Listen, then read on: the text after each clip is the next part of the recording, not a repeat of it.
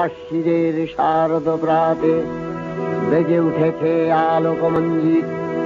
ধরণীর বহিরাকাশে অন্তরিত মেঘমালা, প্রকৃতির অন্তরাকাশে জাগরিত জ্যোতির্ময়ী জগন্মাতার আগমন বার্তা।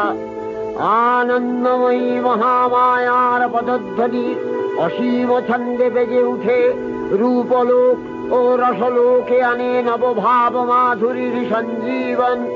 তাই আনন্দিতা শ্যামলী মাতৃকার চিন্ময়ীকে মৃন্ময়ীতে আবাহন। আজ চিৎশক্তি রূপিণী বিশ্বজননীর শারদশ্রী বিমণ্ডিতা প্রতিমা মন্দিরে মন্দিরে